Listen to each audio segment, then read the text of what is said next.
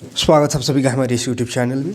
तो चलिए आज की वीडियो में देखेंगे 10 क्लास का साइंस चैप्टर 1 का सब्जेक्टिव क्वेश्चन। पिछला वीडियो में ऑब्जेक्टिव देखे थे, आज सब्जेक्टिव क्वेश्चन देखेंगे जो कि बहुत ही ज़्यादा इंपॉर्टेंट होने वाला है बोर्ड एग्जाम के लिए।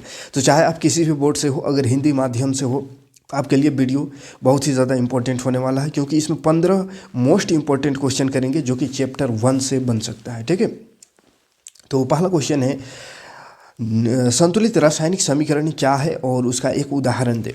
तो देखिए, संतुलित रासायनिक समीकरण लिखने को आवे तो क्या लिखना है, वैसे रासायनिक समीकरण जिसमें अभिकारकों एवं उत्पादकों के प्रत्येक तत्व के परमाणुओं की संख्या बराबर होती है उसे संतुलित रासायनिक समीकरण कहते हैं। ठीक है, ऐसा रासायनिक समीकरण जिसमें अभिकारक इधर जो रहता है उसको अभिकारक कहते हैं। जैसे इधर A+B है, उधर बन गया AB मान के चलिए, तो इधर वाला लेफ्ट साइड वाला को अभिकारक कहते हैं, इंग्लिश में रिएक्टेंट कहते हैं, एंड जो बनता है उसको प्रोडक्ट या उत्पाद कहते हैं। तो दोनों तरफ के प्रत्येक तत्व, जितना भी तत्व रहेगा, सबके परमाणुओं की संख्या अगर बराबर हो तो उसी को बोलते हैं संतुलित रासायनिक समीकरण।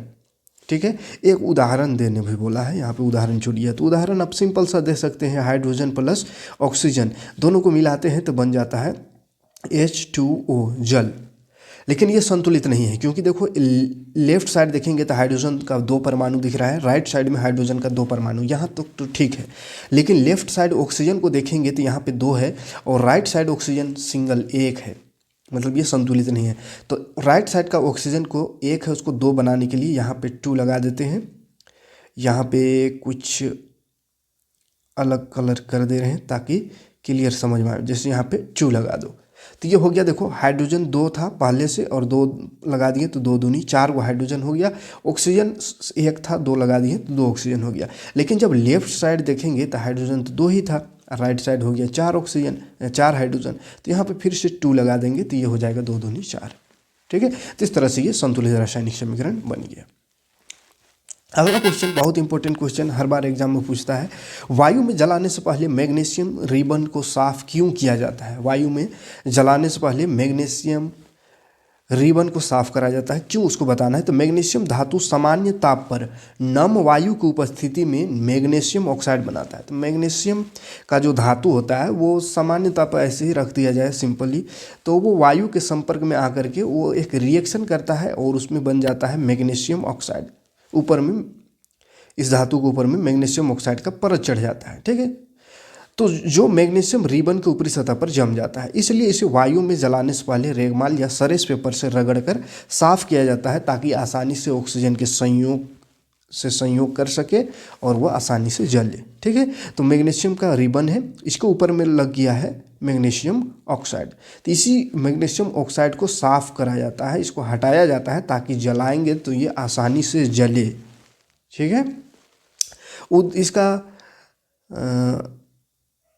एक सेकंड, यहाँ पे थोड़ा सा मिस्टेक हो गया है, टाइपिंग मिस्टेक। ये वाला उदाहरण वहाँ का था, है ना, फर्स्ट क्वेश्चन का, ये यहाँ आ गया है। ठीक है, तो चलो इसको सही कर देंगे, ये फर्स्ट वाला का उदाहरण है। ठीक है, इसमें बस पूछा था क्यों साफ़ किया जाता है, वही मैग्नीशियम ऑक्साइड जम जाता है इसीलिए उसको साफ़ किया जाता है। अगला क्वेश्चन है, जब लोहे के कील को कॉपर सल्फेट के विलयन में डुबाया जाता है तो विलयन का रंग क्यों बदल जाता है। ये क्वेश्चन भी बहुत इंपॉर्टेंट है। आंसर इसका होगा कि लोहे के कील कॉपर सल्फेट के विलयन से कॉपर को विस्थापित कर देता है। लोहे का कील यानी Fe जो है, कॉपर सल्फेट का विलयन CuSO4 से अगर मिले तो क्या करता है, कॉपर को विस्थापित कर देता है कॉपर सल्फेट से, यानी कॉपर को हटा देता है और ये बन जाता है FeSO4। ठीक है, और कॉपर हो जाता है अकेला, ये विस्थापन अभिक्रिया हो जाता है। और आयरन सल्फेट बनाता है ना, iron FeSO4 iron sulphate. Iron sulphate बनने के कारण कॉपर सल्फेट का गहरा नीला रंग मलिन हो जाता है। अब क्योंकि ये आयरन सल्फेट, कॉपर सल्फेट था तो वो नीला रंग का था, लेकिन आयरन सल्फेट बन गया लोहा तो जानते हैं कि भूरा रंग हो जाता है, तो इसका रंग मलिन हो जाता है। जो गहरा नीला रंग का था वो मलिन हो जाता है और हल्के हरे रंग में बदल जाता है। ठीक है, इसका रिएक्शन यही होगा, CuSO4 Fe से रिएक्शन हुआ, FeCu को हटाएगा और FeSO4 आयरन सल्फेट बना लेगा। ठीक है, नेक्स्ट क्वेश्चन यहाँ पे देखो, यहाँ से 3 क्वेश्चन रहेगा तीन रिएक्शन रह सकता है, 2-3 रिएक्शन जो कि हिंदी में लिखा हुआ रहेगा, उसको बोलेगा कि इसका संतुलित रासायनिक समीकरण लिखे। ठीक है, निम्नलिखित रासायनिक अभिक्रिया के लिए संतुलित रासायनिक समीकरण लिखे। पहला है हाइड्रोजन प्लस ऑक्सीजन जल बनता है, तो हाइड्रोजन का H2 हो गया फॉर्मूला, ऑक्सीजन का O2 हो गया और जल बनता है तो H2O। फिर बोला संतुलित करना है, संतुलित रासायनिक समीकरण लिखना है, तो यह इसको संतुलित करने के लिए इधर 2 लग जाता है और यहाँ भी 2।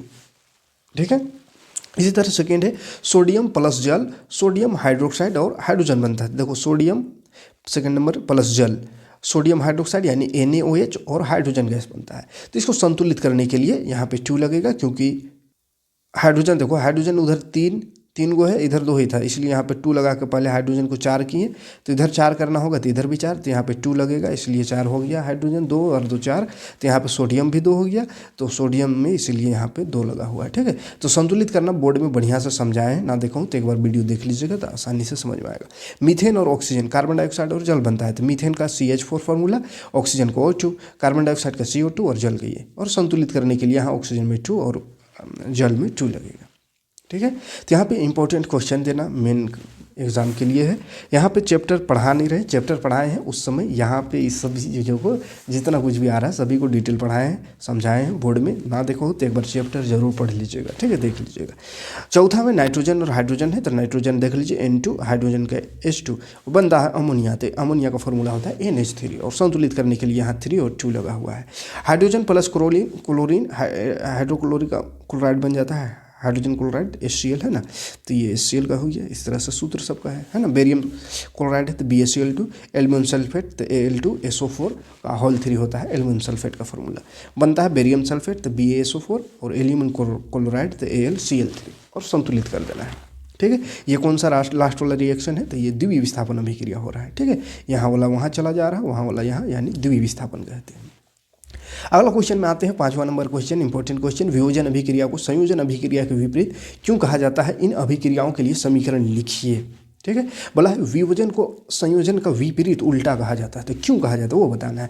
तो आपको मालूम होगा संयोजन अभिक्रिया कहते हैं जिसमें 2 तत्व आपस में जुट जाता है ना, जुटे तो संयोजन, और टूटे अगर 2 है आपस में टूट के, ये टूट करके 2, एक है टूट करके 2 बन गया या 2 से अधिक बन गया, तो उसको वियोजन। तो चूंकि एक में जुट रहा है एक में टूट रहा है, तो इसलिए एक दूसरे का उल्टा हो गया है ना, तो उसी बात को थोड़ा बढ़िया से लिख देना है। संयोजन अभिक्रिया में 2 या 2 से अधिक पदार्थ संयोग करके एक नए पदार्थ का निर्माण करते हैं, जबकि वियोजन अभिक्रिया में एक पदार्थ टूटकर 2 या 2 से अधिक नए पदार्थ का निर्माण करते हैं। इसलिए वियोजन अभिक्रिया को संयोजन अभिक्रिया की विपरीत कहा जाता है। ठीक है, और दोनों का एक एक एग्जाम्पल पूछा है, तो एग्जाम्पल दे दो सिंपल, वही सबसे आसान एग्जाम्पल है पानी वाला, है ना। हाइड्रोजन ऑक्सीजन मिल गया तो पानी बन गया, संयोजन अभिक्रिया। और यही पानी को अगर तोड़ दिए, विद्युत से ये टूटता है, तो विद्युत करंट से इसको तोड़ दिए तो H2 और O2 अलग हो गया, यानी वियोजन अभिक्रिया हो गया।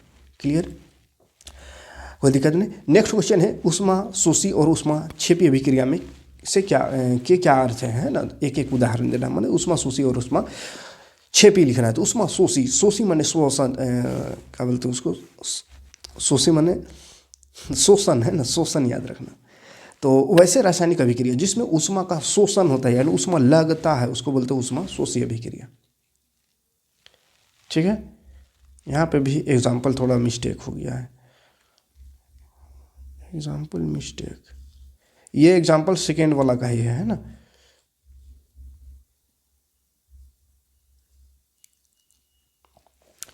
ऊष्मा शोषी क्या है, तो ऐसा अभिक्रिया जिसमें अभिकारक को तोड़ने के लिए ऊष्मा का जरूरत पड़ता है, ऊष्मा ऊपर से लगता है, उसको ऊष्मा शोषी अभिक्रिया कहते हैं। ठीक है, जैसे H2O है तो इसको भी तोड़ेंगे तो ये H2O2 बनेगा, लेकिन इसको तोड़ने के लिए कुछ ऊष्मा चाहिए, है ना। ऊष्मा जैसे विद्युत या इसमें विद्युत लगता है। ठीक है, विद्युत लग सकता है, या ऊष्मा माने हीट लग सकता है, या प्रकाश, किसी भी माध्यम से टूटे तो उसको ऊष्मा शोषी अभिक्रिया। ठीक है, जिसमें ऊष्मा का शोषण होता है। तो इसमें जितना भी विघटन अभिक्रिया है वो सब आ जाता है। ठीक है, वियोजन अभिक्रिया में जितना भी एग्जाम्पल है सब आ जाता है ऊष्मा शोषी में, क्योंकि वियोजन यानी टूटना, और तोड़ने के लिए किसी न किसी प्रकार का ऊर्जा की जरूरत पड़ती है। ठीक है, ऊष्मा क्षेपी अभिक्रिया वैसे रासायनिक अभिक्रिया जिसमें अभिक्रिया के बाद ऊष्मा उत्पन्न होती है, इसमें उल्टा है, जिसमें उसमें पहले लगाना पड़ता है तोड़ने के लिए तो उसको उसमें शोषी, और उसमें छेपी क्या था, ऐसा अभिक्रिया जिसमें अभिक्रिया हो रहा है, उत्पाद भी बन रहा है, लेकिन उत्पाद के साथ साथ ऊर्जा भी निकल रहा है, ऊर्जा यहाँ निकलता है, उसमें ऊर्जा लगाना पड़ता है, यही फर्क है दोनों में, ठीक है। जैसे कार्बन ऑक्सीजन मिलता है, कार्बन डाइऑक्साइड बनता है, लेकिन इसके साथ साथ कुछ ऊर्जा निकलता है ना, तो ये ऊष्माक्षेपीय अभिक्रिया। अच्छा, ऊष्माक्षेपी में याद रखिएगा श्वसन भी ऊष्माक्षेपीय अभिक्रिया है, ऊष्माक्षेपीय अभिक्रिया, क्योंकि श्वसन में क्या होता है, ऑप्शन वाला पढ़ा रहे थे उस समय ये क्वेश्चन था, समझाए थे कि श्वसन में 6,6H12O6 यानी ग्लूकोज शरीर के अंदर होता है, जो कि श्वसन सांस लेते हैं तो ऑक्सीजन जाता है, दोनों रिएक्शन करके कार्बन डाइऑक्साइड बनता है, जल बनता है, और उसके साथ साथ ऊर्जा हमको देता है, ठीक है। तो चूंकि ऊर्जा यहाँ भी बन रहा है, तो जहाँ जहाँ ऊर्जा बने ऊष्माक्षेपीय अभिक्रिया, तो श्वसन भी ऊष्माक्षेपीय अभिक्रिया है, याद रखिएगा।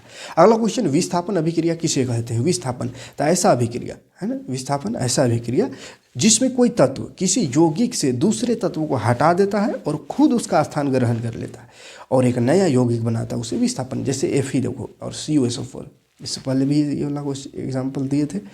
Fe CO को हटा दिया और FeSO4 SO4 से सेटिंग कर लिया, CO बाहर हो गया ना, इसको लात मार के भगाना विस्थापन करना माने वही लात मार के भगा देना किसी को। CO को आया, हटाया यहाँ से, और SO4 से खुद सेट हो गया, Fe दिख रहा है ना, और CO बाहर हो गया, तो यही है विस्थापन। अब इसी का थोड़ा आगे बढ़ेंगे तो द्विविस्थापन अभिक्रिया या उभय अपघटन क्या होता है। द्विविस्थापन में इसमें क्या होता है कि दोनों तरफ, जैसे इधर AB है और एक है CD, ये दोनों अभिक्रिया कर रहा है, तो क्या होगा, अदला बदली हो जाएगा, A चल जाएगा D के पास और B चल जाएगा C के पास, इधर आ जाएगा, है ना, माने AD BC, इस तरह से मैंने अदला बदली हो जाए, यहाँ से वहाँ, यहाँ से वहाँ, स्थान परिवर्तन, तो उसको द्विविस्थापन कहेंगे, ठीक है।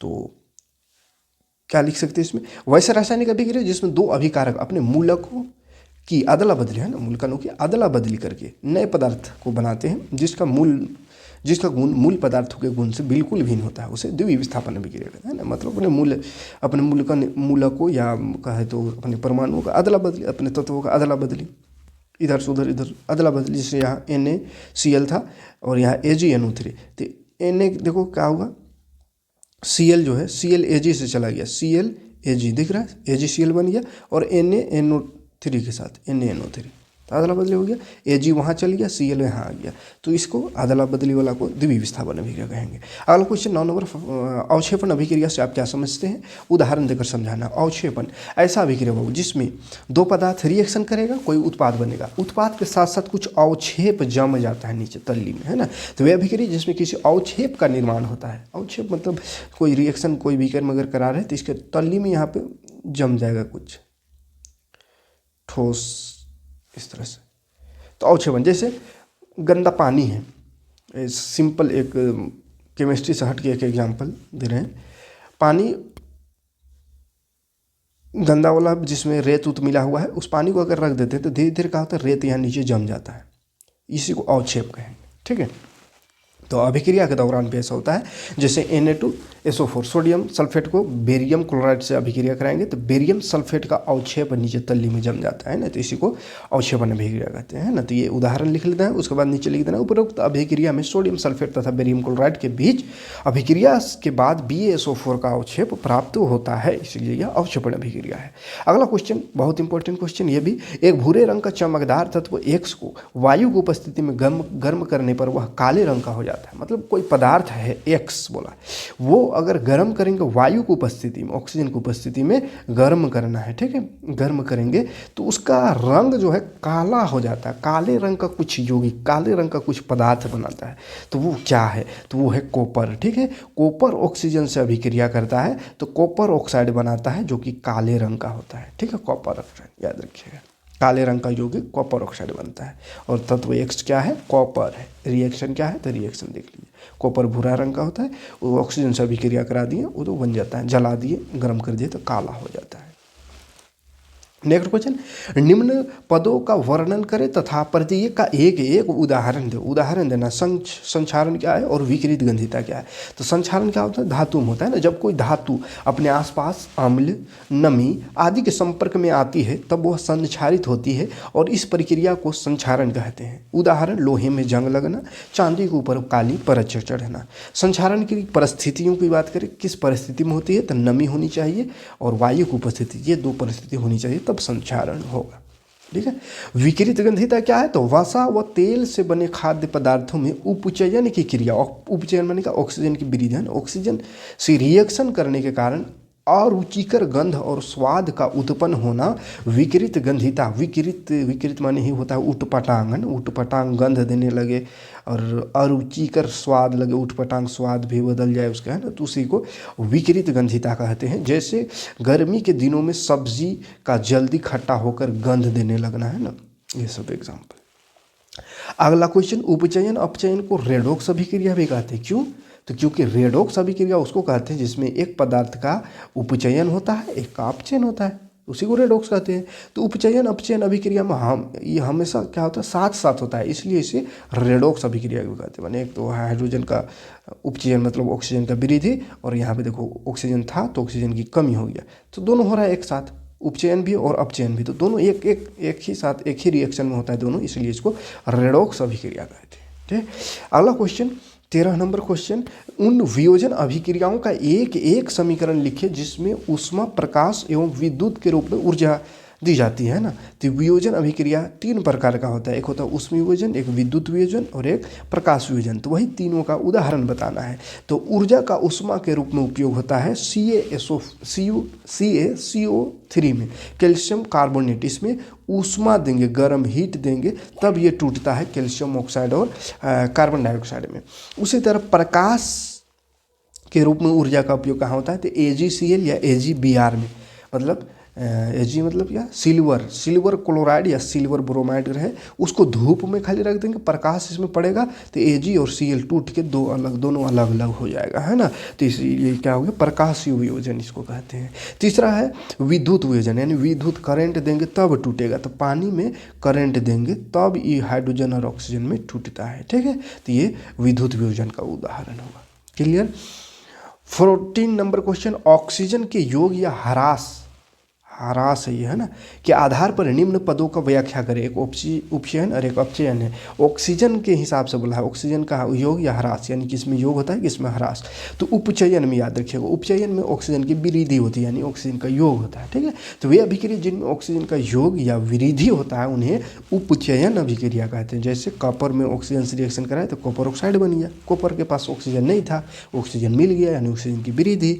इसी तरह हाइड्रोजन ऑक्सीजन जला अभिक्रिया कराओ तो पानी बना, हाइड्रोजन के पास ऑक्सीजन नहीं था, ऑक्सीजन आ गया, है ना, तो ये उपचयन है। अपचयन इसका उल्टा हो जाएगा, वही अभिक्रिया है जिसमें ऑक्सीजन का ह्रास मतलब कमी होता है, उसे अपचयन अभिक्रिया कहते हैं। जैसे ZnO, देखो जिंक ऑक्साइड में ऑक्सीजन था लेकिन कार्बन आया ऑक्सीजन को ले गया, जिंक अकेला रह गया, ऑक्सीजन की कमी हो गई जिंक में, तो ऑक्सीजन की कमी जिंक में हो रही तो जिंक ऑक्साइड का यहाँ अपचयन हुआ, लेकिन कार्बन में ऑक्सीजन बढ़ रहा है तो कार्बन का उपचयन, है ना। इसी तरह इसमें कॉपर ऑक्साइड में भी ऑक्सीजन है, ये ऑक्सीजन को उड़ा ले गया, H2 कॉपर अकेला हो गया, है ना। तो जब ऑक्सीजन की कमी तो अपचयन, याद रखिएगा। अब इस तरह का क्वेश्चन रहेगा जिसमें 3 रिएक्शन दिया हुआ रहेगा, निम्नलिखित को संतुलित करे रहेगा, समीकरण रहेगा, तीनों समीकरण को संतुलित करना रहेगा, है ना। संतुलित करना सिखा चुके हैं, देख लीजिएगा, स्क्रीनशॉट ले लीजिएगा, इसी में से 3 आपको देखने को मिलेगा। ठीक है, और ना समझते होंगे अगर ये संतुलित करना तो हम बहुत बढ़िया से एक स्पेशल वीडियो बना दिए हैं, बोर्ड में पढ़ाए हैं, साइंस वाला प्ले लिस्ट में जाइएगा, उसमें आपको मिल जाएगा। ठीक है, अब आते हैं चित्रात्मक प्रश्न। चित्र से भी प्रश्न रहेगा इस चैप्टर से, चित्र इस तरह से बना हुआ रहेगा और क्वेश्चन क्या पूछेगा देखिए, दिए गए चित्र को देखें और निम्न प्रश्नों का उत्तर दें। तो बोला है इस प्रयोग से किस यौगिक का निर्माण होगा। ये जो दिखाया गया है चित्र, इसमें बताना है कि किस यौगिक का निर्माण होगा और अभिक्रिया का रासायनिक समीकरण क्या होगा। तो यहाँ पे देखो ध्यान से, ये बीकर है, जल है और कैल्शियम ऑक्साइड है। तो कैल्शियम ऑक्साइड क्या होता है CaO, और ये CaO क्या है, चूना है। अब चूना में जल मिला रहा है, तो चूना में जल मिला रहा है तो चूना का सूत्र लिखना है, जल मिला रहा है ना, तो जल से अभिक्रिया कराना है, और तो बन जाता है क्या, ये CaOH का Hall2 बूझा हुआ चूना बन जाता है। ठीक है, तो इसी को लिखना है, बूझा हुआ चूना का ये निर्माण हो रहा है इसमें, है ना। बोला किस यौगिक का निर्माण होगा, तो बूझा हुआ चूना का निर्माण होगा। बोला अभिक्रिया लिखता, अभिक्रिया देखो समीकरण CaOH2O बन गया बूझा हुआ चूना। अब बोला यह अभिक्रिया उष्माक्षेपी है या उष्माशोषी, तो उष्मा इसमें निकलता है। चूना को पानी में डालते हैं तो डबकने लगता है, खौलने लगता है, मतलब उसमें उष्मा निकलता है, तो उष्मा निकले जहाँ उसको उष्माक्षेपी, तो उसका आंसर होगा उष्माक्षेपी। ठीक है, तो इस तरह से चित्र में दिया हुआ रहेगा कुछ कुछ, उससे आपको समझना है और आंसर देना है। क्लियर, आगे बढ़ेंगे। सेकेंड क्वेश्चन चित्र वाला, इसमें देखो ये एक चित्र दिया हुआ है। बोला है किसी दानेदार धातु से सल्फ्यूरिक अम्ल की किसी रूप से अभिक्रिया कराई गई। ठीक है, सल्फ्यूरिक अम्ल से। तो बोला है चित्र में दिए गए 1 2 3 दिया हुआ चित्र में। अच्छा 1 2 3 ने ABC दिया हुआ था, यहाँ ABC दिया, देखो यहाँ ABC, तो ये ABC जिसको हम यहाँ पे 1 2 से लिखे हैं, 1 2 3 से। तो अगर 1 2 3 इसमें रिक्त स्थान की पूर्ति माना, यहाँ पे भरना है कि क्या भरा गया, एक जगह ये क्या है क्या, B यहाँ पे इधर तीर का निशान ये वाला दिखा रहा है, तो ये क्या है, और ये दानेदार के बाद C है माने खाली, तो यहाँ पे क्या, C में क्या होगा। ठीक है, तो ध्यान से देखो, A यहाँ पे ये है, ये यहाँ पे क्या होगा, तो यहाँ पे हाइड्रोजन गैस निकलेगी यहाँ से, है ना, हाइड्रोजन गैस। फिर बोला है B यहाँ पे सल्फ्यूरिक अम्ल से पहले खाली है, तो यहाँ पे तनु होगा, तनु सल्फ्यूरिक अम्ल है ये। ठीक है, और तीसरा दानेदार क्या है, तो जिंक है, तो दानेदार जिंक यहाँ पे भराएगा C में। ये पहला का आंसर हुआ। बोला इस अभिक्रिया का संतुलित समीकरण लिखे, तो इसमें क्या हो रहा है, तो जिंक जो है, जिंक सल्फ्यूरिक अम्ल से, तनु सल्फ्यूरिक अम्ल ने H2SO4 सल्फ्यूरिक अम्ल होता है, इससे रिएक्शन कर रहा है, तो इससे रिएक्शन करता है तो वही विस्थापन अभिक्रिया हो जाता है, जिंक SO4 बन जाता है और H2 भाग जाता है, अलग हो जाता है। ठीक है, तो इसका समीकरण लिखना था तो लिख देना है।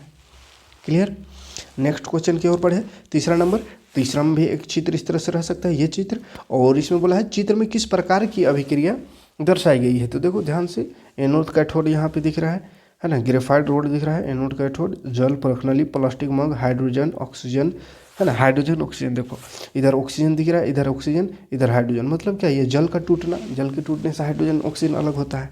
ठीक है, तो ये अपघटन क्रिया, अपघटन अभिक्रिया हो रहा है, किसका अपघटन, तो H2O का, H2O का अपघटन होकर के H2 और O2 अलग हो रहा है, तो अपघटन अभिक्रिया है, मतलब टूटने वाला अभिक्रिया।